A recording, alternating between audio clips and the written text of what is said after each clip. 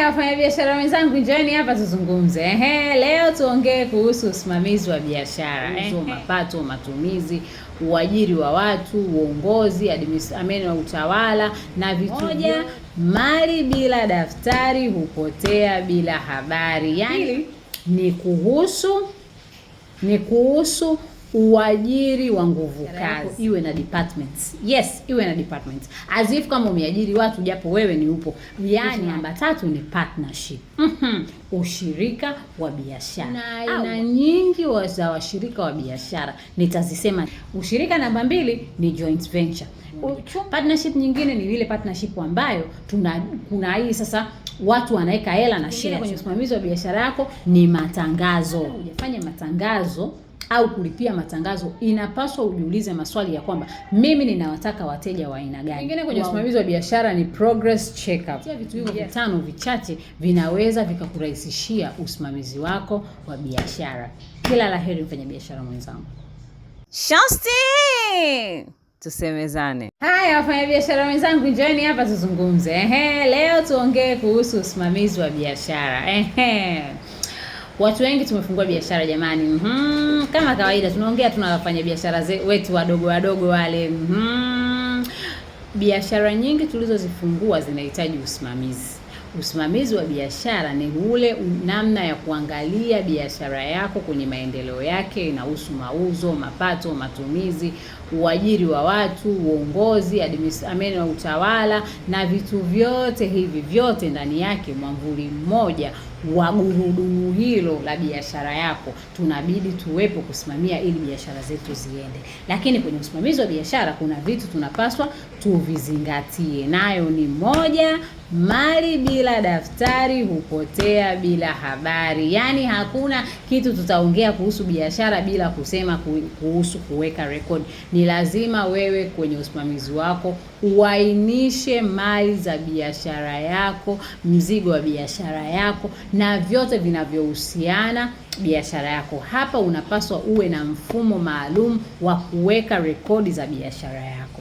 Sasa katika usimamizi wa biashara inabidi utafute namna ambayo inakurahisishia wewe katika kuangalia mauzo, mapato, matumizi na kadhalika. Ukiwa katika hichi kitu cha kuweka rekodi zako, tafuta application ambazo zinaweza kukusaidia kufanya hivyo kwenye biashara yako. Jambo lingine la pili ni kuhusu uajiri wa nguvu kazi. Hapa sasa subiri nikae vizuri tuelezane. Watu wengi tukiwa tunafungua biashara zetu mwenzangu tunafanyaga hivi vitu wenyewe, si ndivyo? Tunakuwa ni founder, tunakuwa ni wahasibu, tunaweka hela, tunaangalia kuingia na kutoka kwa hela, tunakuwa ni watu wa procurement kwa sababu tunafanya manunuzi, tunakuwa ni watu wa marketing kwa sababu tunatangaza biashara yetu, tunaiweka sokoni, tunakuwa ni watu ambao tunaajiri watu, kwa hiyo tunakuwa HR. Hivi vitu vyote hivi mtu mmoja anakuwa anavifanya. Sasa ili wewe uwe mzuri katika usimamizi wako wa biashara, tengeneza biashara yako iwe na departments. Yes, iwe na departments. As if kama umeajiri watu japo wewe ni upo. Yaani hakikisha unatengeneza a system ambayo inaweza kukuonyesha account inafanyaje kazi, marketing inafanyaje kazi, PA inafanyaje kazi na kadhalika. Vitu vyote hivi vinavyofanya kazi ni kutengeneza mfumo wa uajiri wa nguvu kazi. Hata kama hiyo nguvu kazi wewe unaifanya mwenyewe. System ambayo unaweza kuwa na karatasi ndogo ambayo unakuwa unajiuliza maswali mwenyewe, ambayo unakuwa unaijaza labda kila siku, ambayo inatengeneza ripoti, ambayo katika hiyo karatasi yako ndogo inaweza ikawa unataka kujua bidhaa zinazotoka, respond ya wateja na kadhalika. Then ukiwa unafanya hivyo kila siku, ukija kufanya mwisho wa mwezi unakuwa na feedback nzuri ya kila department yako kwamba hela zikoje, mauzo yakoje, mapato yakoje, wateja wameonaje taarifa zako aidha kwa tangazo na kadhalika. Vitu vyote hivi tunatakiwa tufanye. Kitu namba 3 ni partnership. Ushirika wa biashara au washirika wa biashara. Sasa kwenye partnership, tukiongelea partnership watu wengi tunajuaga ni makampuni makubwa. Ndio. ni makampuni makubwa, kwa sababu wao wametengeneza mfumo wa kuwa na partnerships. Japo hata sisi ambao tuna biashara ndogo tunaweza tukawa na washirika wa biashara. Tunawezaje kuwa na washirika wa biashara? Kuna aina nyingi za washirika wa biashara. Nitazisema chache ninazozijua. Kwanza, unaweza ukawa na washirika wa biashara ambao wao wanakupa hela, wewe unafanya kazi. Alafu wanakupa mtaji, wewe unafanyia kazi na unawarudishia. Huyo ni mshirika namba moja. Yaani ni aina moja ya ushirika wa biashara. Kwamba bwana, mimi naomba stock ya kitu fulani, then tunakuwa tuna makubaliano na kurudishia hela na kadhalika na kadhalika. Ushirika namba mbili ni joint venture. Uchumi wa nchi unavyoenda sasa hizi, katika nchi nyingi watu wanapenda joint venture, kwamba wewe unaweza ukawa na duka, mimi nina mzigo, au mimi nina mzigo, una duka, mimi nina mzigo, si ndivyo? Kwa hiyo tunashirikiana kwamba kwenye hilo duka lako tuna share the cost, kwamba bwana, kama wewe unauza vipodozi, mimi nauza rasta. Kwa hiyo tunafanya joint venture. Lile duka linatoka kama ni duka la mtu mmoja, lakini ndani yake kuna mizigo ya watu wengine. Hii hufanyika sana kwenye hizi supermarket tunazoziona. Watu wengi wanakuwa ni partnerships, lakini wanafungua biashara moja. Yaani au malls tunazoziona. Muda mwingine malls zile tunazoziona watu wanajenga ni watu fulani, wanagawana kutokana na nguvu yao, kwamba bwana, katika hii supermarket yetu sisi tuko watatu, wewe utachukua hardware, wewe utadili na vyombo, wewe utadili na vinywaji. Kwa hiyo wote mtu akija pale, mteja anaona supermarket ya mtu huyu mmoja, lakini ndani yake kunakuwa na department kutokana na partnership. Kwa hiyo hiyo ni joint venture ambayo mnakuwa mmekabidhiana mizigo na mnatengeneza system ambayo wote mnaweza kumonitor, na hii imuepushia mzigo usio kwa mtu mmoja. Partnership nyingine ni ile partnership ambayo kuna hii sasa watu wanaweka hela na shares, wananunua share kwenye biashara yako. Hii ndio ile unasikia kuna board of directors ambao wananunua share, na hii hutokana na kiwango cha share na kadhalika. Sasa hii inaenda sana biashara yako ikiwa na mfumo mzuri. Nikisema mzuri kwa sababu haipaswi biashara yako itie huruma ndo watu waone wakuwekee hela. Watu hutaka kuona good structure ili waweze kuweka hela katika biashara yako. So aina tatu hizi za partnership ni baadhi ya partnerships ambazo unaweza kuingia ili uweze kuwa na msimamizi mzuri wa biashara yako.